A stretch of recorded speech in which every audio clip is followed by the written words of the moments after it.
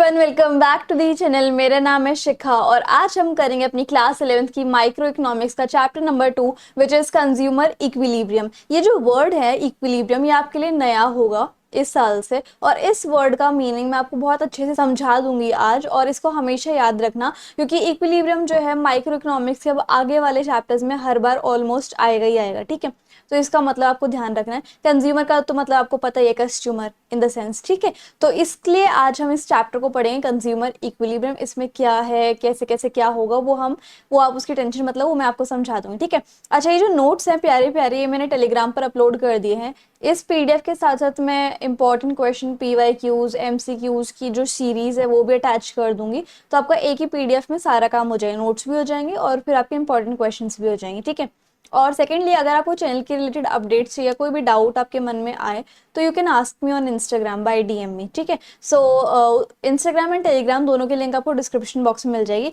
अब हम स्टार्ट करेंगे अपने इस चैप्टर को, कंज्यूमर इक्विलिब्रियम को, बिना किसी देरी के। तो कंज्यूमर क्या होता है? कंज्यूमर जो है ना, वो एक एजेंट होता है जो कि इकोनॉमी में घूमता रहता है। इकोनॉमिक एजेंट हुआ। ठीक है, तो ये इकोनॉमिक एजेंट है जो कि गुड्स एंड सर्विसेज को कंज्यूम करता है ना। गुड्स एंड सर्विसेज को कंज्यूम करता है, उनको यूज करता है। क्यों? क्योंकि उसकी जो डिमांड्स है, उसकी जो ज़रूरतें हैं, उसकी जो वांट्स हैं, वो जो है पूरी हो जाए और उसको एक सेटिस्फैक्शन मिल पाए। ठीक है, सो मेन एम क्या होता है कंज्यूमर का? ताकि उसे जो है अपनी जो उसके वांट्स है, नीड्स है, डिमांड्स है, उसको, उन वांट्स को कंप्लीट करने के लिए गुड्स एंड सर्विसेज को कंज्यूम करना पड़ेगा। उन गुड्स एंड सर्विसेज को कंज्यूम करने के लिए, बाय करने के लिए उसको अपनी इनकम को स्पेंड करना पड़ेगा और फिर जाके उसे मैक्सिमम सेटिस्फैक्शन जो है वो मिल पाएगी। ठीक है, तो ये होता है कंज्यूमर। कंज्यूमर को हिंदी में हम ग्राहक या फिर कस्टमर या फिर उपभोक्ता भी बोल सकते हैं। ओके, अच्छा, अब यूटिलिटी क्या होती है? यूटिलिटी जो होती है वो एक वांट सेटिस्फाइंग पावर होती है, एक ऐसी पावर जिससे हमारी जो वांट है वो सेटिस्फाई हो जाती है। ठीक है,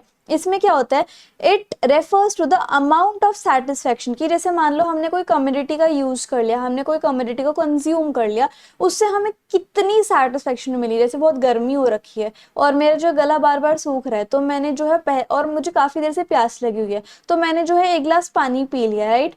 तो उस पहले ग्लास जो मैंने पानी पिया उससे मुझे कितनी ज्यादा सेटिस्फेक्शन मिलेगी, तो वो जो सेटिस्फेक्शन का अमाउंट है उसको हम यूटिलिटी कहते हैं ना। अब वैसे एक एग्जांपल यहाँ पे दिया हुआ है कि एक ब्रेड के अंदर एक पार है कि वो जो है हमारी भूख को सेटिस्फाई कर सकती है, और बुक्स के अंदर ये पार है कि वो हमारी नॉलेज की जो डिजायर है, जो भूख है नॉलेज को पाने के लिए, वो फुलफिल कर सकती है ना। तो हमें कितनी सेटिस्फेक्शन मिली उसको हम यूटिलिटी कहते हैं। अब यूटिलिटी के बारे में कुछ स्पेशल पॉइंट्स बता रखे हैं, उसको हम देख लेते हैं। तो यूटिलिटी में इज नॉट ऑलवेज यूजफुलनेस। तो देखो, अगर आप डिक्शनरी में मीनिंग सर्च करोगे ना यूटिलिटी का, तो उसका मतलब आपको मिलेगा यूजफुलनेस। लेकिन जरूरी नहीं है कि हर चीज आपके यूजफुल ही हो। जैसे कि शराब है, लीकर है, वो हमेशा आपकी हेल्थ के लिए नुकसानदायक रहेगी, लेकिन फिर भी बहुत सारे लोगों को वो यूटिलिटी पहुंचाती है, सेटिस्फेक्शन पहुंचाती है। ठीक है, तो यूटिलिटी का हमेशा मतलब यूजफुलनेस नहीं होता। इकोनॉमिक टर्म्स में यूटिलिटी जो है वो शायद यूजफुल भी हो और ना यूजफुल भी हो। इकोनॉमिक टर्म में यूटिलिटी का मतलब होता है वो हमें कितनी सेटिस्फेक्शन दे रही है एक कम्युनिटी। ठीक है, यूटिलिटी इज सब्जेक्टिव। यूटिलिटी जो है सब्जेक्टिव है, मतलब हर एक के लिए एक अलग अलग टाइप की सेटिस्फेक्शन लेवल वो देती है। जैसे मेरे लिए लिकर जो है वो 0% सेटिस्फेक्शन देगा, और अगर कोई लिकर हॉलिक है तो उसको वो 100% सेटिस्फेक्शन देगी। ठीक है, लिकर जो है, तो इसलिए यूटिलिटी जो है वो person to person, time to time और प्लेस टू प्लेस पे डिपेंड करेगी। Satisfaction is not, need not involve actual pleasure, that is treatment of. अच्छा, सेटिस्फेक्शन का ये मतलब हमेशा ये मतलब नहीं है कि हमें एक्चुअल में प्लेजर मिल रहा है। मान लो किसी के जो लेग है वो टूट गई है, तो पेशेंट, और उस टूटी हुई लेग का ट्रीटमेंट हो रहा है, तो पेशेंट को सेटिस्फेक्शन देगा ना, कोई प्लेजर थोड़े ना देगा। तो सेटिस्फेक्शन का मतलब ये नहीं कि हमें प्लेजर मिल रहा है इस तरीके से। अब यूटिलिटी जो है वो दो टाइप की होती है, कार्डिनल यूटिलिटी और एक ऑर्डिनल यूटिलिटी। कार्डिनल यूटिलिटी को दिया था मार्शल ने। ठीक है, और ये जो है हम कार्डिनल यूटिलिटी को मेजर भी कर सकते हैं, कंपेयर भी कर सकते हैं, वो भी नंबर की फॉर्म्स में, जैसे 30, 40, 50 इस तरीके से। और हम जो है यूटिलिटी को यूटिल्स बोल सकते हैं कार्डिनल यूटिलिटी में, जैसे कि 20 यूटिल्स और 15 यूटिल्स, इस तरीके से कि मैंने 20 यूटिल्स जो दिए वो एप्पल को दिए और 15 यूटिल्स जो है वो मैंने बनाना को दिए, इस तरीके से। अब ऑर्डिनल यूटिलिटी क्या होता है?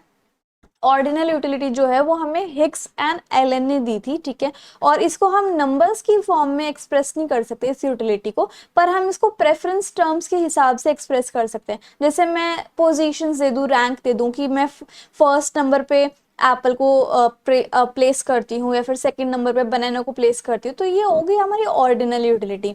अब मैंने आपको दो टाइप की यूटिलिटी बताई, कार्डिनल एंड ऑर्डिनल, ठीक है। अब यहाँ पर देखो, अगर हम मार्शल मार्शल ने क्या दी थी, कार्डिनल यूटिलिटी दी थी। तो मार्शल अप्रोच के अकॉर्डिंग हम चले तो जो हमारी कार्डिनल यूटिलिटी है वो दो टाइप की यूटिलिटी में डिवाइडेड है, एक टोटल यूटिलिटी और एक मार्जिनल यूटिलिटी, है ना।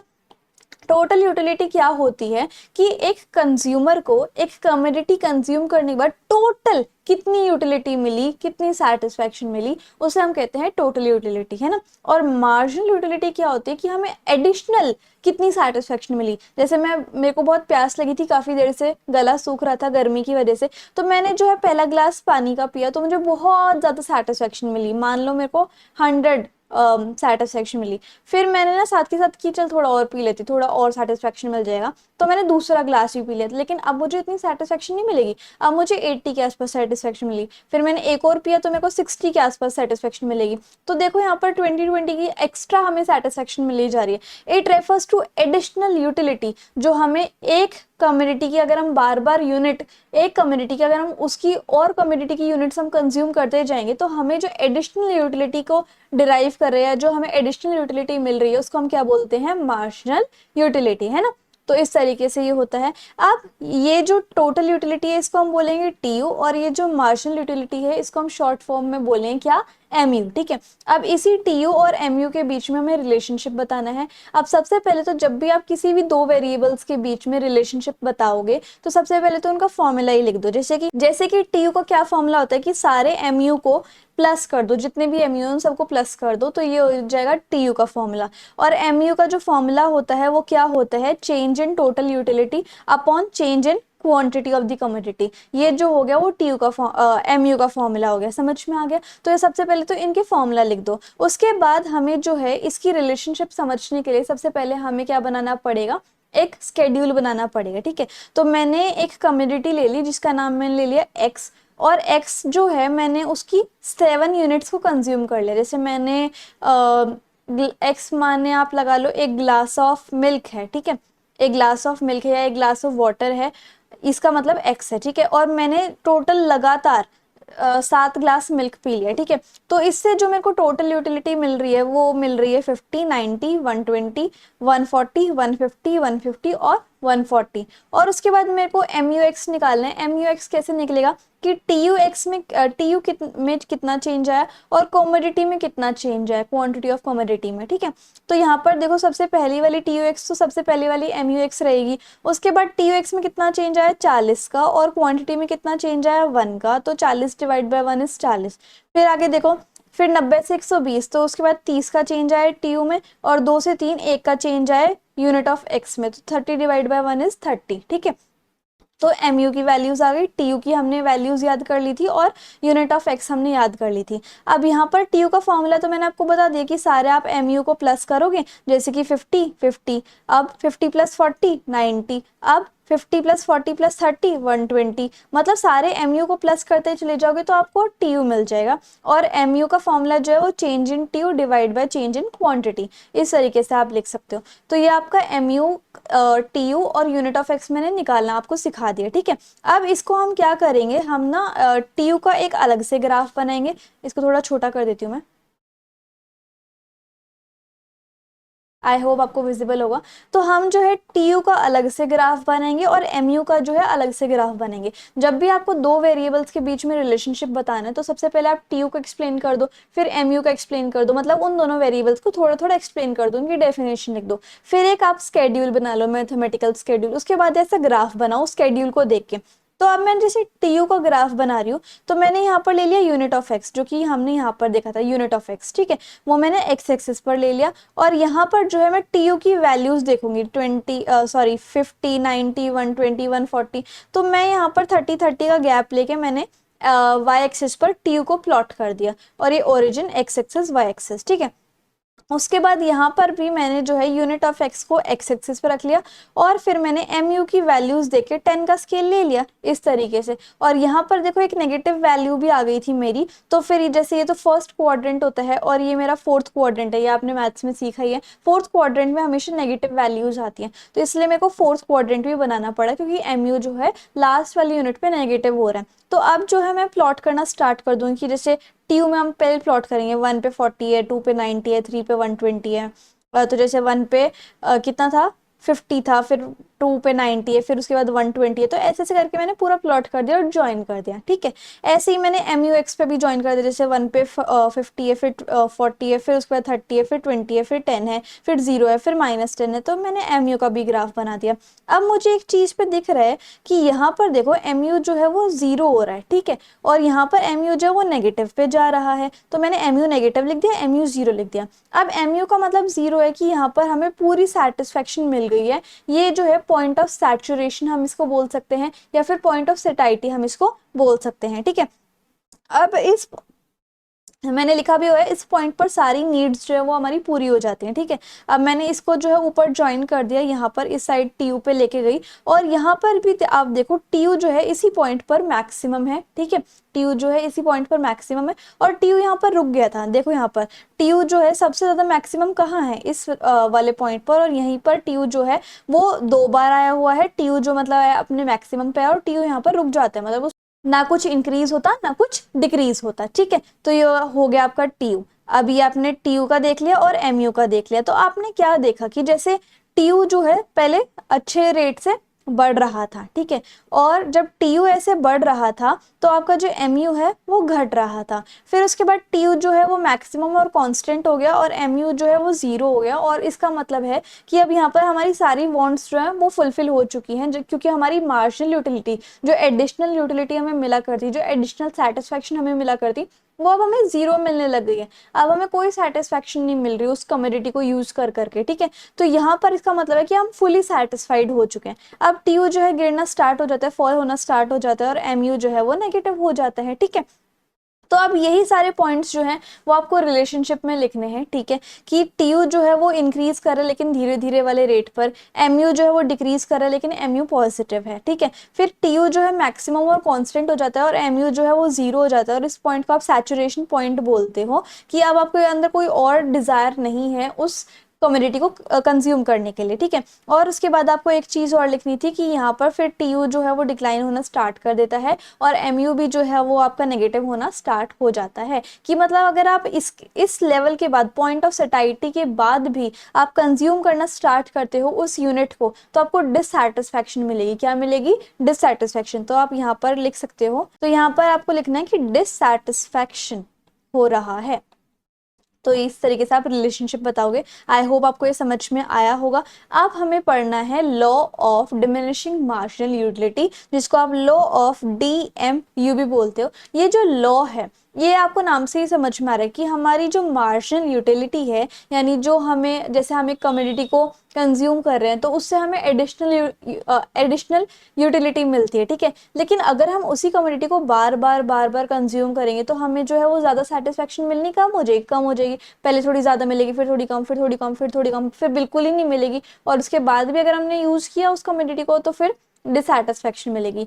तो यही होता है law of diminishing marginal utility. ये हमें फर्स्ट दिया था जर्मन इकोनॉमिस्ट ने, जिनका नाम क्या था, H गोसेन, ठीक है, और इसको हम Gaussian first law of consumption भी बोलते हैं। ये जो लॉ है वो क्या स्टेट करता है? This law states that consumer अगर एक कम्युनिटी के बार बार बहुत सारी यूनिट को कंज्यूम करता है कंटिन्यूसली, तो मार्जिनल यूटिलिटी यानी कि जो एडिशनल यूटिलिटी हर एक यूनिट से हमें मिल रही है वो धीरे धीरे क्या स्टार्ट हो जाएगी? डिक्लाइन होना वो स्टार्ट हो जाएगी, ठीक है।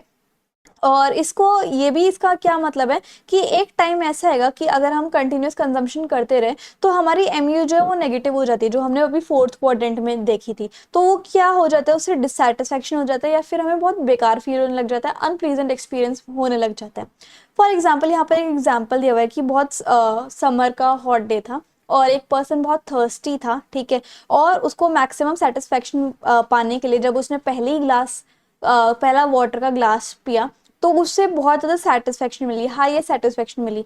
फिर सेकेंड ग्लास ऑफ वाटर पिया तो उसे थोड़ी सी कम सेटिस्फेक्शन मिली, है ना, रिड्यूस हो गई। फिर थर्ड ग्लास से और कम हुई, और जब वो पूरा सेटिस्फाइड हो गया उसके बाद अगर वो कंज्यूम करेगा, मतलब अगर एमयू अगर आपका जीरो हो गया, आपको कोई भी सेटिस्फेक्शन नहीं मिल रही है, आप फुली सेटिस्फाइड, उसके बाद भी आप कंज्यूम कर रहे हो, तो वो डिसयूटिलिटी कहलाएगी या फिर डिससेटिस्फेक्शन कहलाएगी। समझ में आ रहा है? और इस ये जो है नेचुरल, बहुत ज़्यादा नेचुरल कंसेप्ट है ना, और जितने भी गुड्स एंड सर्विसेज है ये सभी के साथ लॉ ऑफ डीएमयू ऑपरेट करता है, इसलिए हम इसको fundamental law of status satisfaction भी बोलते हैं, या फिर फंडामेंटल साइकोलॉजिकल लॉ भी बोलते हैं। ठीक है, अच्छा ये हो गया। अब इसके बाद हमें इसके एजम्पशंस भी देख लो। अब यहाँ पर कमोडिटी जो है, इसके एजम्पशन मतलब कि ये पॉइंट्स होने चाहिए तभी लॉ ऑफ डीएमयू ऑपरेट करेगा। ठीक है, तो कंज्यूम कमोडिटी आप कंज्यूम करोगे वो ना एक स्टैंडर्ड यूनिट में कंज्यूम करनी है, जैसे कि आप कप में कंज्यूम कर रहे हो या ग्लास ऑफ वाटर में कंज्यूम कर रहे हो। ऐसा नहीं होना चाहिए कि कुछ बूंद पानी की या फिर स्पून पानी की। जैसे आप चाय जो है वो ऑलमोस्ट कप में पीते हो, कटोरी में पीते हो वो एक अलग बात है, बट ऑलमोस्ट तो कप में ही पीते हैं। और पानी जो है वो हम किसी स्पून में थोड़े ना पीते हैं, ग्लास में ही पीते हैं। तो हमें स्टैंडर्ड यूनिट लेनी है। ठीक है, ये नहीं कि आपने किसी और बर्तन में पी ली तब आप लॉ ऑफ डीएमयू को देख रहे हो कि एक बार तो आपने चम्मच से पानी पी लिया, एक बार आपने कटोरी से पानी पी लिया रेगुलरली, और एक बार आपने उससे ग्लास से पानी पी लिया, एक बार आपने कप से, तो वहां पर लॉ ऑफ डीएमयू ऑपरेट नहीं करेगा। जितना आपने क्वांटिटी लिया उसी क्वांटिटी में आपको रेगुलरली कंज्यूम करना है, और कंटिन्यूअस कंजम्पशन होना चाहिए। ऐसा नहीं है कि अभी आपने कंज्यूम किया फिर 1 घंटे बाद आप फिर कंज्यूम कर रहे हो, तो तब लॉ ऑफ डीएमयू ऑपरेट कैसे करेगा, खुद बताओ। तो कंटिन्यूअस कंजम्पशन होना चाहिए, है ना। उसके बाद quality of commodity should not change, यानी कि जो कमोडिटी आप यूज कर रहे हो वो होमोजीनियस होनी चाहिए, सेम यूनिट होनी चाहिए, सेम यूनिट भी होनी चाहिए और क्वालिटी भी सेम होनी चाहिए। मान लो अगर आपने पहले जो है नॉर्मल पानी पी लिया, उसके बाद आप फ्रिज वाला पानी पी रहे हो, तब भी लॉ ऑफ डीएमयू ऑपरेट नहीं करेगा, सेम ही होना चाहिए, नॉर्मल पानी पीना चाहिए आपको। इस तरीके से कंज्यूमर जो है वो रैशनल मैनर में उसको बिहेव करना चाहिए, मतलब उसे लॉजिक के साथ बिहेव करना चाहिए। ठीक है, अच्छा एमयू जो है वो हमने यही देखा है कि जब भी हम एडिशनल यूनिट को कंज्यूम करते हैं तो हमारी जो एमयू है वो डिक्रीज होती जाती है। लेकिन एमयू के भी कुछ एक्सेप्शंस हैं, जैसे कि मनी के केस में कितनी आ जाए हम हमारा कभी मन उससे या फिर सेटिस्फेक्शन उससे भर ही नहीं सकती। अच्छा बुक्स आ जाएं, ठीक है, इस तरीके से। तो यहाँ पर कभी कभी कुछ एक्सेप्शंस भी निकल आती हैं। अब हमें जो है बात करनी है कंज्यूमर इक्विलिब्रियम के बारे में। जैसे कि इससे नाम ही समझ में आ रहा है कि कंज्यूमर इक्विलिब्रियम, इक्विलिब्रियम का क्या मतलब है, ऐसी सिचुएशन जहां पर कंज्यूमर को मैक्सिमम सेटिस्फेक्शन मिल रही है, जहां पर कंज्यूमर को क्या मिल रही है, मैक्सिमम सेटिस्फेक्शन। उसकी इनकम है, उसकी इनकम जो है वो लिमिटेड है, जैसे कि मान लो 30,000 उसकी इनकम है।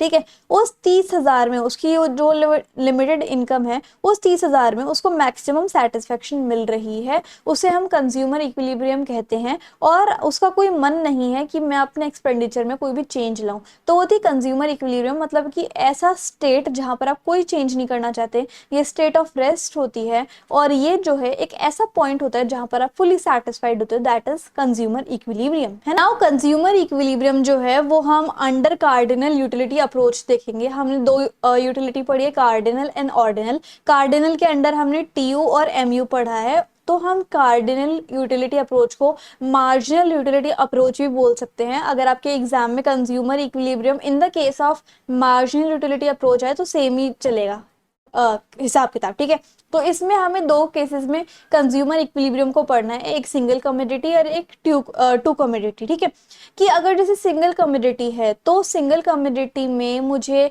वो वाला पॉइंट कहाँ मिलेगा जहां पर मैं फुली सेटिस्फाइड हूँ, और टू कमोडिटीज में मुझे वो पॉइंट ऑफ सेटाइटी कहाँ मिलेगा, कैसे मिलेगा, किस कमोडिटी में मिलेगा। क्योंकि यहाँ पर दो कमोडिटी है ना, तो किस कमोडिटी में मुझे ज्यादा सेटिस्फैक्शन मिलेगी, तो वो चीज यहाँ पर बताइए। टू कमोडिटी में भी दो केस है, when price of each commodity same, कि दोनों कमोडिटी जो मैं कंज्यूम कर रही हूँ उन दोनों का प्राइस सेम है, और एक दूसरा केस है कि दोनों कमोडिटी का जो प्राइस है वो डिफरेंट है। ठीक है, तो अब सबसे पहले हम सिंगल कमोडिटी का पढ़ते हैं कि consumer equilibrium under cardinal utility approach in the case of single commodity. अगर सिर्फ एक कमोडिटी है तो आपको कैसे लिखना है, सबसे पहले तो कंज्यूमर इक्विलिब्रियम की डेफिनेशन लिखोगे जो मैंने आपको यहाँ पर बताई थी। ठीक है, उसके बाद आप जो है वो क्या लिखोगे, इक्विलिब्रियम की डेफिनेशन लिखने के बाद आप जो है कंडीशन बताओगे। सिंगल कमोडिटी के केस में आपको कंडीशन बतानी है कि आप जो है मार्जिनल कि आपकी जो मार्जिनल यूटिलिटी होगी उस कम्युनिटी को कंज्यूम करने के बाद वो आपके प्राइस लेवल पर इक्वल होगी, ठीक है। और दूसरी कंडीशन होगी आपके कंज्यूमर इक्विलिब्रियम की, वो क्या होगी कि जो टोटल गेन है वो डिक्रीज होगा जैसे जैसे अगर आपने इक्विलिब्रियम पॉइंट के बाद यानी कि पॉइंट ऑफ सेटाइटी के बाद अगर कोई दोबारा से कम्युनिटी को खरीदा तो आपका जो टोटल गेन है, टोटल सेटिस्फेक्शन है, वो डिक्रीज हो जाएगी। और ये जो पहला पॉइंट है कि मार्जिनल यूटिलिटी जो है वो प्राइस के इक्वल होनी चाहिए, तो यही वाला पॉइंट कंसिडर किया जाएगा, क्योंकि अगर ये मार्जिनल यूटिलिटी ज्यादा होगी प्राइस से तो वो भी नहीं कंसिडर किया जाएगा एज अ कंडीशन, और अगर कम होगी तो वो भी नहीं कंसिडर की जाएगी कंडीशन, ठीक है। अभी क्यों कंसिडर नहीं करी जाएंगी और यही कंडीशन क्यों कंसिडर करी जाएंगी in order to get the consumer equilibrium, उसकी एक्सप्लेनेशन हमने नीचे दी हुई है। जैसे मान लो अगर हमारी कम्युनिटी का नाम क्या है एक्स की, हम एक्स कम्युनिटी को कंज्यूम कर रहे हैं, तो उसकी मार्जिनल यूटिलिटी मान लो अगर ज्यादा है, ठीक है, और प्राइस जो है वो कम है, okay. When utility marginal utility is greater than price, तो कंज्यूमर क्या है उसको जो है वो ज्यादा सेटिस्फेक्शन मिलेगी, मतलब जितना वो प्राइस दे रहा है उस प्राइस में उसको ज्यादा से ज्यादा सेटिस्फेक्शन मिल रही है, तो क्या करेगा वो सस्ते के चक्कर में ज्यादा से ज्यादा कम्युनिटी एक्स को खरीदता जाएगा कि तो सस्ते में मिल रही है, मेरे को तो बहुत सारी यूटिलिटी मिल रही है, सेटिस्फेक्शन मिलती है, तो मैं और ज्यादा खरीदता चला जाऊंगा, है ना।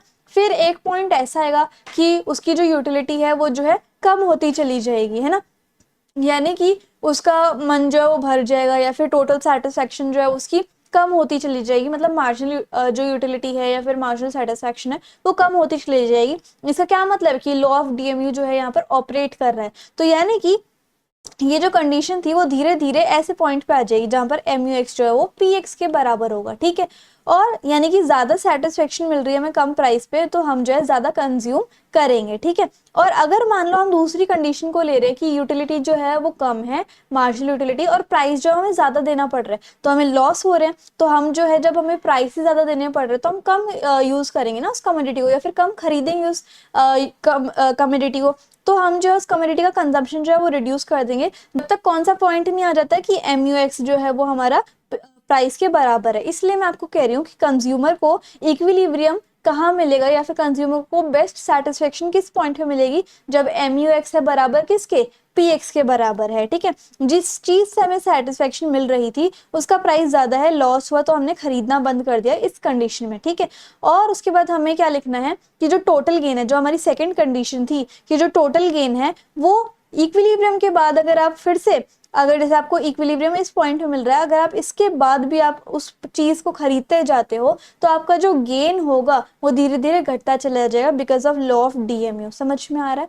तो ये जो है आपकी दो कंडीशन थी, M U X is equals to P X क्यों होना चाहिए, ये दोनों पॉइंट क्यों नहीं होनी चाहिए, और ये वाला पॉइंट, ये दो कंडीशन ऐसी थी कि सिंगल कम्युनिटी में आपको पता चल जाएगा कि कंज्यूमर इक्विलिब्रियम कहाँ से मिलेगा, कहाँ से मिलेगा हमें कंज्यूमर इक्विलिब्रियम या फिर पॉइंट ऑफ सेटाइटी जो है वो इस कंडीशन पे मिलेगा। और अगर आप इस कंडीशन के बाद जाते हो तो फिर आपको लॉस होने स्टार्ट हो जाएंगे। समझ में आ रहा है? तो ये था कंज्यूमर इक्विलिब्रियम। अब हम देखते हैं कि अगर हमारे पास दो कम्युनिटी है तो फिर हम कार्डिनल यूटिलिटी अप्रोच में कंज्यूमर इक्विलिब्रियम कैसे निकालेंगे। तो अगर हमारे पास दो कम्युनिटी है तो इसके अंदर एक दूसरा लॉ ऑपरेट करेगा, वो कौन सा लॉ है, law of equi marginal utility. अभी बताऊंगी ये क्या होता है। Law of equi marginal utility जो है वो हमें कंज्यूमर इक्विलिब्रियम डिटरमाइन करवाने में हेल्प करेगा in case of two commodities, ठीक है। तो law of equi marginal utility के अनुसार एक कंज्यूमर को, इसको थोड़ा सा छोटा कर देते हैं, हाँ, एक कंज्यूमर को मैक्सिमम सेटिस्फेक्शन कब मिलेगी, जब, या फिर कंज्यूमर इक्विलिब्रियम कब मिलेगा, जब दोनों कम्युनिटी का जो मार्जिनल यूटिलिटी है वो बराबर होगा दोनों कम्युनिटी के प्राइस से। जैसे कि एम यू एक्स की मतलब जो एक्स वाली कम्युनिटी है और जो वाई वाली कम्युनिटी है उन दोनों की मार्जिनल यूटिलिटी और प्राइस जो है वो सेम है, ठीक है, और equal to M U of M यानी कि एम यू ऑफ रुपी। तो यानी कि प्राइस जो है वो दोनों कम्युनिटी का सेम है और वो किसके इक्वल है, एम यू ऑफ रुपी के, ठीक है। एम यू ऑफ रुपी का क्या मतलब है, मनी, इनकम। तो इसमें अगर हमारे पास दो कम्युनिटी हैं, समझ में आ रहा है, अगर हम ये देखो, अगर टू कम्युनिटीज का सेम प्राइस है तो आप ये वाली एक्सप्लेनेशन लिखोगे। अगर डिफरेंट प्राइस है तो मैं आपको आगे बताती हूँ अभी, ठीक है। और यहाँ पर इक्विलिब्रियम की कंडीशन क्या होगी, दो कमोडिटीज का केस है, एक तो हमारी दोनों यूनिट की या फिर दोनों कमोडिटी की जो मार्जिनल यूटिलिटी है वो सेम होनी चाहिए, लॉ ऑफ डीएमयू को ऑपरेट करवाना चाहिए, और तीसरी जो हमारी कंडीशन है वो क्या है कि कमोडिटी एक्स के ऊपर हम जितना खर्चा कर रहे हैं प्लस कमोडिटी वाई के ऊपर हम जितना खर्चा कर रहे हैं वो हमारी मनी इनकम के बराबर होना चाहिए। ऐसे थोड़े ना कि हमारी जो इनकम है वो कम है और हम खर्चा दोनों यूनिट्स पर ज्यादा कर रहे हैं, ऐसा नहीं हो सकता। इक्विलिब्रियम तभी माना जाएगा जब हमारी मनी इनकम के बराबर ही हम खर्चा कर रहे हैं दोनों कमोडिटीज पे। तो ये तीन कंडीशन है इक्विलिब्रियम की इन केस ऑफ टू कमोडिटीज, ठीक है।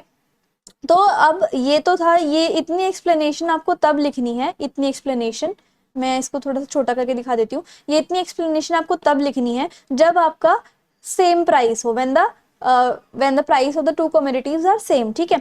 और अब हमें दूसरी कंडीशन देखनी है कि जब दोनों कमोडिटीज का प्राइस जो है वो डिफरेंट है तब क्या क्या कंडीशन होनी चाहिए। एक तो लॉ ऑफ डीएमयू ऑपरेट करना चाहिए, और जो आपका टोटल एक्सपेंडिचर है, जो आप एक्स पे खर्चा करोगे वाई पे खर्चा करोगे, वो आपकी मनी इनकम के इक्वल होना चाहिए। यानी कि जो आपने प्राइस ऑफ दी एक्स पे खर्चा किया और प्राइस ऑफ वाई पे जो खर्चा किया, y2 लिख दो या फिर x2 लिख दो, वो आपकी मनी इनकम के बराबर होना चाहिए, ठीक है। और ये वाली कंडीशन जो मैंने आपको ऊपर बताई थी, जो तीनों ऊपर कंडीशन है वही तीनों यहाँ पर कंडीशन है, ठीक है। तो ये वाली आपको कंडीशन यहाँ पर लिखनी पड़ेगी, ठीक है, कि दोनों कमोडिटी का जो मार्जिनल यूटिलिटी है और दोनों का प्राइस जो है वो इक्वल होना चाहिए, is equal to M U of money के बराबर। अब आपको ये बताना है एक्सप्लेनेशन में कि भाई जैसे हमने अभी सिंगल कम्युनिटी में देखा था कि एम यू एक्स जो है वो बराबर होना चाहिए पी एक्स के, ठीक है। वो हो गया हमारी कंज्यूमर इक्विलिब्रियम की कंडीशन। वो इससे ज्यादा नहीं होना चाहिए ना इससे कम नहीं होना चाहिए, तो क्यों नहीं होना चाहिए उसका हमने एक्सप्लेनेशन करा था। अब यहाँ पर भी देखो ये इक्वल टू का साइन है, ठीक है। अब वो इससे ज्यादा और इससे कम क्यों नहीं होना चाहिए उसको हम एक्सप्लेन करना है। तो यानी कि यहाँ पर देखो, अगर ये कंडीशन है कि M U X P X ज्यादा है एम यू वाई और पी वाई से, तो इसका क्या मतलब है कि कंज्यूमर जो है वो एक्स को ज्यादा से ज्यादा खरीदेगा, समझ में आ रहा है। एक्स जो है कंज्यूमर जो है वो ज्यादा से ज्यादा एक्स को खरीदेगा, फिर वो लॉ ऑफ डीएमयू ऑपरेट करेगा, उससे एक्स कम्युनिटी वो जो है उससे उसका मन भर जाएगा, वो डिससेटिस्फाइड हो जाएगा, तो फिर एम यू एक्स जो है वो कम होता चला जाएगा और एम यू वाई जो है वो थोड़ा ज्यादा चला जाएगा। कितने पॉइंट तक, जब तक ये दोनों इक्वल नहीं आ जाते। और मान लो अगर दूसरी कंडीशन है तो यहाँ पर कंज्यूमर जो है वो वाई को ज्यादा खरीदेगा, फिर से लॉ ऑफ डीएमयू ऑपरेट करेगा, फिर वाई जो है वो घट जाएगा, एम यू एक्स जो है बढ़ जाएगा, किस लेवल तक, जब तक कि दोनों इक्वल नहीं आ जाते। तो यानी कि हमें जो है इक्विलिब्रियम इसी पॉइंट पे मिलने वाला है कि जब दोनों कम्युनिटी की जो मार्जिनल यूटिलिटी है और प्राइस है वो इक्वल हो दोनों के, ठीक है। अब हमें जो पढ़ना, कार्डिनल यूटिलिटी खत्म हो गया हमारा, ठीक है, हमने उसमें इक्विलिब्रियम वगैरह देख लिया। अब हमें पढ़ना है ordinal utility approach, okay. Now अब ऑर्डिनल यूटिलिटी अप्रोच में हमें पढ़ना है इंडिफरेंस कर्व, जो कि बहुत बहुत बहुत ज्यादा इंपॉर्टेंट है from the exam point of view as well as if you pursue economics in your further career also, ठीक है। तो इंडिफरेंस कर्व क्या होता है, ये देखो, ये जो आप कर्व देख रहे हो ना, इसको हम इंडिफरेंस कर्व बोलते हैं। अब ये क्या दिखाता है कि जैसे दो गुड्स हैं, कितने गुड हैं, दो गुड्स हैं, गुड एक्स और गुड वाई, है ना। तो हमें यहाँ पर कॉम्बिनेशन बनाने होते हैं गुड एक्स और गुड वाई के, कि मान लो अगर मैं गुड एक्स के दो कॉम्बिनेशन ले रही हूँ और गुड वाई के मैं चार कॉम्बिनेशन ले रही हूँ, इस तरीके से। फिर या फिर इसी पॉइंट पे लगा लेते हैं, गुड एक्स का 1 है, गुड वाई का 4 है, फिर 2 है, फिर 3 है, फिर 3 है, फिर 2 है, फिर 4 है, फिर 1 है। तो ये कॉम्बिनेशन, तो यानी कि इंडिफरेंस कर्व जो कि है वो एक ग्राफिकल रिप्रेजेंटेशन है दो गुड्स की, यानी कि इन दोनों गुड्स के कॉम्बिनेशन का, इन कॉम्बिनेशन का, जहां पर कंज्यूमर जो है वो इनडिफरेंट है, मतलब यहाँ पर दो गुड्स के कॉम्बिनेशन का एक ग्राफ बनाया जाता है, तो इसको हम इंडिफरेंस कर्व कहते हैं। अब जैसे यहाँ पर हमने एक स्केड्यूल ले लिया, हमने कॉम्बिनेशन ले लिया बनानास के और एप्पल्स के, ठीक है। तो हमने कॉम्बिनेशन का नाम रख दिया PQRST, और एप्पल को ले लिया 1 2 3 4 5 और बनाना को ले लिया 15 10 6 3 1, ठीक है। और इसके बाद हमने एक्स एक्सिस पे एप्पल्स को प्लॉट कर दिया और वाई एक्सिस पे हमने बनानास को प्लॉट कर दिया। तो अगर हमारा 1 यूनिट ऑफ एप्पल है तो हम बनाना जो है वो 15 को प्रोड्यूस कर रहे हैं। तो यानी कि एक कॉम्बिनेशन 15 का हो गया, फिर दूसरा कॉम्बिनेशन 2 10 का, फिर 3 6 का, फिर 4 3 का, फिर 5 1 का। इन सबको हमने ज्वाइन करके एक इंडिफरेंस कर्व बना दिया, जिसके अंदर यहाँ पर ABCDE लिखा हुआ है, बट एक्चुअल में कॉम्बिनेशन क्या है, PQRST। तो इसको हम जो है अभी ही करेक्ट कर देते हैं।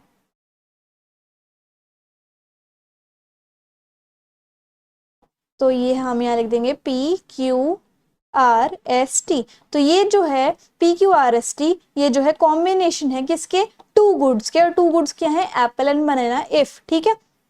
और यहाँ पर इन दोनों कॉम्बिनेशन का एक ग्राफिकल रिप्रेजेंटेशन बनाया हुआ है। तो ये होता है आपका इंडिफरेंस कर्व, है ना। अब ये जो आप इंडिफरेंस कर्व का ये जो स्लोप देख रहे हो ना, इस स्लोप को हम क्या बोलते हैं, मार्जिनल रेट ऑफ सब्सटीट्यूशन, यानी कि MRS। MRS यानी कि IC, यानी कि इंडिफरेंस कर्व का स्लोप, ठीक है। ये IC का फॉर्मूला होता है, सॉरी स्लोप होता है। और MRS जो है दो गुड्स का होगा, गुड एक्स और गुड वाई, यानी कि एप्पल एंड बनाना, इस तरीके से। और इसका एक फॉर्मूला भी होता है, चेंज इन वाई, यानी कि change in good Y upon change in good X, इस तरीके से। यानी कि वाई के कितने यूनिट को हमें सैक्रिफाइस करना पड़ेगा ताकि हम ज्यादा से ज्यादा गुड एक्स को बना सके, यानी कि लॉस अपॉन प्रॉफिट, ठीक है। कि अगर हमें एक गुड का प्रोडक्शन ज्यादा करना है और दूसरे गुड का प्रोडक्शन जो है वो हमें कम करना है, इस तरीके से लगा लो, एक गुड का प्रोडक्शन हमें ज्यादा करना है, दूसरे गुड का प्रोडक्शन हमें कम करना है, तो फिर वो जो है मार्जिनल रेट ऑफ सब्स्टिट्यूशन कहलाएगा। यानी कि अगर हमें किसी भी एक गुड का प्रोडक्शन जो है वो ज्यादा करना पड़ेगा ना, तो हमें दूसरे गुड का प्रोडक्शन कम करना पड़ेगा। तो ये होता है marginal rate of substitution. It refers to the rate, ये एक ऐसा रेट है जिसमें कम्युनिटीज जो है एक दूसरे के साथ सब्स्टिट्यूट हो जाती हैं, कि अगर सब्स्टिट्यूट करना हो तो वो सब्स्टिट्यूट हो जाए, ताकि कंज्यूमर की जो सेटिस्फेक्शन है वो सेम रहे। यानी कि अगर टी ना मिले तो कॉफी ले लो, एप्पल ना मिले तो बनाना ले लो, ठीक है, इस तरीके से। तो ये होता है MRS। इतनी बात समझ में आई। अभी तक मैंने क्या सिखाया कि जो IC है, यानी कि इंडिफरेंस कर्व है, वो क्या है, दो गुड्स का, किन्हीं भी दो गुड्स का, जैसे एप्पल एंड बनानास, इनके कॉम्बिनेशन को ग्राफ पे प्रेजेंट करके दिखाता है। और ये जो स्लोप है IC का, इसको हम MRS बोलते हैं, यानी कि मार्जिनल रेट ऑफ सब्स्टिट्यूशन। ये एक ऐसा रेट है जिसमें दो कम्युनिटीज आपस में एक दूसरे के सब्स्टिट्यूट बन सकती हैं ताकि हमारी सेटिस्फेक्शन सेम रहे। और MRS का एक फॉर्मूला होता है चेंज इन वाई, यानी कि change in good Y upon change in good X, यानी कि लॉस अपॉन प्रॉफिट। समझ में आया। अब इंडिफरेंस मैप क्या होता है, जब बहुत सारे ICs एक ग्राफ पे फॉर्म हो जाते हैं तो हम इसको इंडिफरेंस मैप बोलते हैं। और जो सबसे ऊपर वाला IC होता है ना, इसके ऊपर हाईएस्ट नंबर वाले कॉम्बिनेशंस होते हैं, ठीक है। तो इसका मतलब हायर, जो सबसे ऊपर वाला IC होगा वो ज्यादा सेटिस्फेक्शन हमें देगा। जैसे मान लो यहाँ पर एक कॉम्बिनेशन है, IC1 पे कॉम्बिनेशन है जिसका नाम है A, और यहाँ पर जो है मुझे दोनों के 1 1 यूनिट मिल रहे हैं, यानी कि गुड एक्स के भी और गुड वाई के भी। और जो IC4 है, इस पर मुझे जो कॉम्बिनेशन D है, यहाँ पर मिल रहा है मुझे 4 यूनिट ऑफ गुड एक्स और 4 यूनिट ऑफ गुड वाई। तो यानी कि यहाँ पर मुझे दोनों गुड्स का, गुड एक्स और गुड वाई का कॉम्बिनेशन दोनों ज्यादा मिल रहा है ना। तो यानी कि ये जो हायर IC है वो हमें हायर सेटिस्फैक्शन देगा, क्योंकि यहाँ पर दोनों गुड्स के लार्ज बंडल हैं। और यहाँ पर मोनोटोनिक प्रेफरेंस है। अब ये मोनोटोनिक प्रेफरेंस क्या होती है कि या तो हमें दोनों गुड्स का ज्यादा मिल जाए, जैसे मैंने आपको यहाँ पर अभी एग्जांपल दिया कि IC4 पे जो D कॉम्बिनेशन है, वहां पर हमें दोनों गुड्स के 4 4 मिल रहे थे, तो यानी कि दोनों गुड्स के ज्यादा मिल जाए। या फिर ऐसा हो कि एक गुड ज्यादा हो और दूसरा जो है and same of the other good, और दूसरा गुड जो है वो सेम हो। जैसे कि यहाँ पर देखो, फर्स्ट देखो 10x और 10b है, और यहाँ पर देखो सेकंड हमें कॉम्बिनेशन दिया है 7a और 7b, तो ज्यादा कौन सा हुआ, 10x और 10b। और यहाँ पर देखो 10x और 7b है, और यहाँ पर दूसरा कॉम्बिनेशन देखो 9a और 7b है, तो आप कौन सा चुनोगे, दूसरा तो सेम ही है। और यहाँ पर देखो फर्स्ट वाला जो है वो ज्यादा है, तो मैं फर्स्ट वाले कॉम्बिनेशन को चुनूंगी दोनों में, ठीक है। तो ये होता है मोनोटोनिक प्रेफरेंस, कि हमें दोनों गुड का ज्यादा से ज्यादा चाहिए, ओके। अब इंडिफरेंस कर्व की कुछ एजम्पशन भी है। इंडिफरेंस कर्व के लिए हमें दो गुड्स चाहिए होते हैं हमेशा, ये ऑर्डिनल यूटिलिटी में ही होता है हमेशा, इंडिफरेंस कर्व कार्डिनल में नहीं, ठीक है। और यहाँ पर जो है, और जो आपका IC का स्लोप है वो कॉन्वेक्स होता है ओरिजिन के, ठीक है। क्यों, क्योंकि आपका जो MRS है, यानी कि IC का जो स्लोप है वो डिमिनिश हो रहा है ना। क्यों डिमिनिश हो रहा है, क्योंकि एक गुड की क्वांटिटी को बढ़ाने के लिए हमें जो है दूसरे गुड की क्वांटिटी को घटाना होता है। और कंज्यूमर को जो है वो रैशनल होना पड़ेगा, मतलब उसे लॉजिकल होना चाहिए, और नॉन सेटाइटी होनी चाहिए। मतलब कि क्या है कि कंज्यूमर को जो है हायर से हायर के ऊपर जाना चाहिए, वो सेटिस्फाई नहीं होना चाहिए किसी भी कॉम्बिनेशन पे, उसे हाईएस्ट कॉम्बिनेशन देखना है, ठीक है। अब हमें जो है वो प्रॉपर्टीज ऑफ IC के बारे में पढ़ना चाहिए, जो कि वेरी वेरी वेरी इंपॉर्टेंट है। इसके ऊपर भी ध्यान से हम पढ़ते हैं। तो एक तो IC का जो स्लोप होता है ना, वो हमेशा डाउनवर्ड होता है। क्यों, क्योंकि IC का स्लोप जो होता है MRS, और MRS जो होता है वो डिमिनिशिंग होता है। क्यों डिमिनिशिंग होता है, क्योंकि एक गुड की प्रोडक्शन को अगर हमें बढ़ाना है तो हमें दूसरे गुड की प्रोडक्शन को डाउन करना पड़ेगा, इसलिए हमेशा ये डाउनवर्ड स्लोपिंग होता है।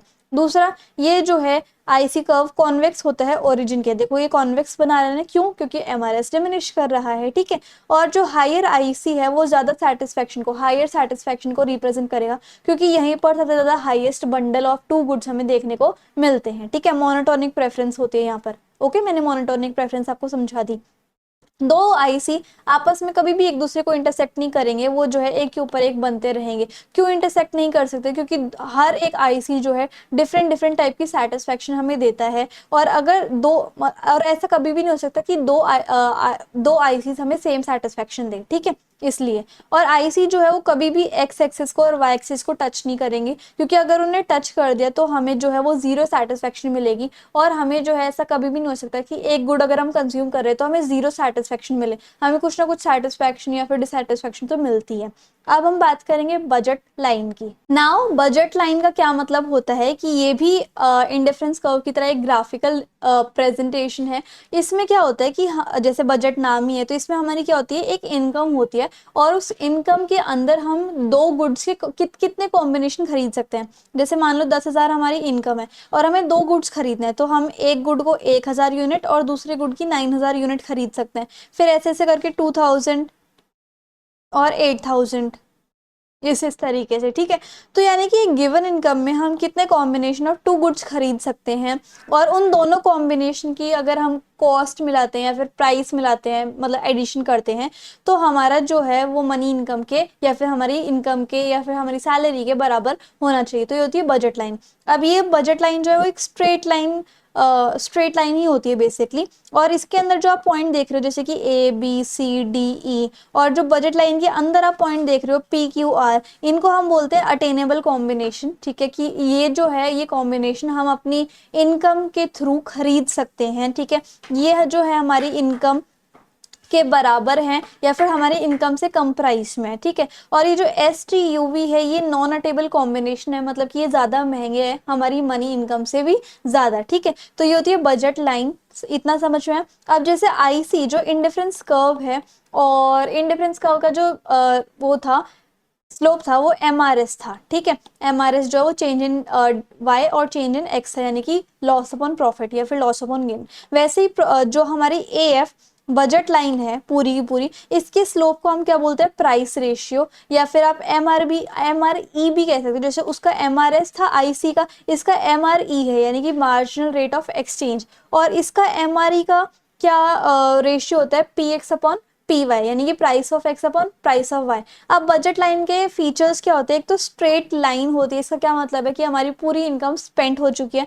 स्लोप ऑफ बजट लाइन को हम मार्जिनल रेट ऑफ एक्सचेंज बोलते हैं, जिसका फॉर्मूला होता है PX अपॉन PY। और इसको हम नेगेटिवली दिखाते हैं, क्योंकि डिमिनिशिंग स्लोप है, यानी कि नेगेटिवली स्लोपिंग है, क्योंकि हमारी सारी इनकम स्पेंड हो चुकी है, इस तरीके से। नेगेटिवली और डाउनवर्ड स्लोप है, क्यों? क्योंकि अगर हमें एक गुड को ज्यादा खरीदना है तो दूसरे गुड को हमें कम खरीदना पड़ेगा।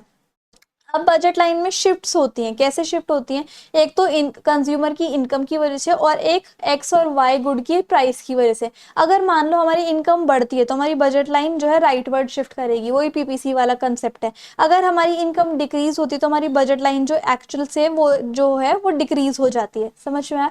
अब मान लो अगर प्राइस ऑफ गुड एक्सचेंज हो गया, अगर गुड एक्स का प्राइस जो वो कम हो जाता है तो बजट लाइन ज्यादा बढ़ जाएगी। अगर गुड एक्स का प्राइस बढ़ जाता है तो बजट लाइन जो है लेफ्टवर्ड शिफ्ट हो जाएगी। सिमिलरली अगर गुड वाई का है, तो अगर गुड वाई का प्राइस डिक्रीज हो जाएगा तो फिर यहाँ पर राइटवर्ड शिफ्ट आ जाएगी। और गुड वाई का प्राइस जो है वो इंक्रीज हो जाएगा तो फिर लेफ्टवर्ड शिफ्ट आ जाएगी, ठीक है। तो इसमें डिमांड के कंसेप्ट भी लगेंगे, थोड़े बहुत फर्स्ट चैप्टर के कंसेप्ट भी लगेंगे, है ना।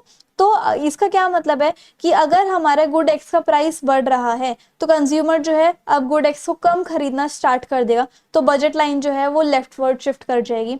और गुड एक्स का प्राइस कम हो रहा है तो कंज्यूमर जो है गुड एक्स को ज्यादा खरीदेगा, तो बजट लाइन जो है वो शिफ्ट हो जाएगी AB से लेकर AB2 तक, AB से लेकर AB2 तक, समझ में आया। और similarly in the case of Y, okay. अब कंज्यूमर इक्विलिब्रियम हम ऑर्डिनल यूटिलिटी अप्रोच में कैसे निकालेंगे, या फिर हम इंडिफरेंस कर्व एनालिसिस के अंडर कंज्यूमर इक्विलिब्रियम कैसे निकालेंगे, इसकी भी कुछ कंडीशंस होती है। सबसे पहले तो आप कंज्यूमर इक्विलिब्रियम की डेफिनेशन लिखोगे कि इक्विलिब्रियम एक ऐसी सिचुएशन होती है जहां पर कंज्यूमर जो है उसे मैक्सिमम सेटिस्फेक्शन मिलती है, और वो उस सिचुएशन को चेंज नहीं करना चाहता, वो उसी सिचुएशन पे टिक के रहना चाहता है, और उससे आगे अगर वो जाएगा तो उसे नॉन सेटाइटी या फिर डिसयूटिलिटी यही होगा।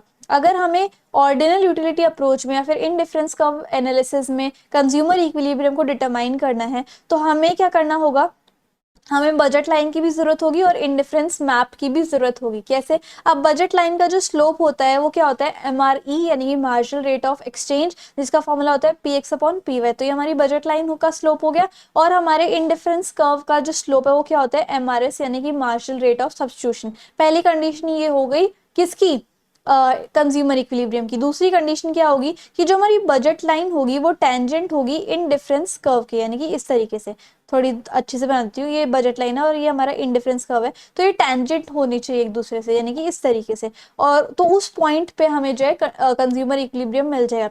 और दूसरा आईसी जो है वो कॉन्वेक्स होना चाहिए ओरिजिन के, इस तरीके से, क्योंकि लॉ ऑफ डीएमयू ऑपरेट करेगा, फिर एमआरएस, क्योंकि एमआरएस जो है वो डिमिनिश करेगा। तो अब यहाँ पर देखो गुड एक्स गुड वाई, ये वाई एक्सेस, ये एक्स एक्सेस, ये ओरिजिन, ठीक है, और ये मेरा पॉइंट है एन और ये है एम, और उसके बाद ये बजट लाइन मेरी है ए बी, ठीक है। और उसके बाद मैंने 4 आईसी बनाए, IC1, फिर IC2, IC3, IC4। IC2 में आप ये देखो, IC2 जो है वो बजट लाइन के टेंजेंट है पॉइंट ई पे, तो यानी कि ई जो है वो हमारा इक्विलिब्रियम पॉइंट होगा, क्योंकि यहाँ पर जो है स्लोप ऑफ बजट लाइन जो कि है PX/PY, और जो स्लोप ऑफ IC है यानी कि MRS, वो एक दूसरे के इक्वल हो रहे हैं। दूसरा जो हमारा एक IC है वो बजट लाइन के टेंजेंट हो रहा है। और तीसरी कंडीशन क्या थी, ये वाला जो IC है वो कॉन्वेक्स भी है ओरिजिन के। तो यहाँ पर हमारी सारी की सारी जो कंडीशन है इक्विलिब्रियम पाने की वो फुलफिल हो रही है। और ई जो है हमारा क्या पॉइंट है, पॉइंट ऑफ इक्विलिब्रियम। तो ये जो है इस तरीके से हमारा जो कंज्यूमर इक्विलिब्रियम का कंसेप्ट है वो भी कंप्लीट हो जाता है, और हमारा कंज्यूमर इक्विलिब्रियम जो चैप्टर है वो भी कंप्लीट हो जाता है, वो भी एक ही वीडियो के अंडर अंडर, ठीक है। सो आई होप आपको समझ में आया होगा जो भी मैंने समझाया। इसकी बार बार रीडिंग लो, डायग्राम की प्रैक्टिस करो, तभी ये समझ में आएगा। बेसिक कंसेप्ट ही हैं। कोई भी डाउट है तो आप मुझे इंस्टाग्राम पे फॉलो करके DM कर सकते हो, और अगर आपको नोट्स चाहिए तो आपको टेलीग्राम पर मिल जाएंगे। So if you like the video and the explanation then please like share comment and subscribe the channel. Thank you so much.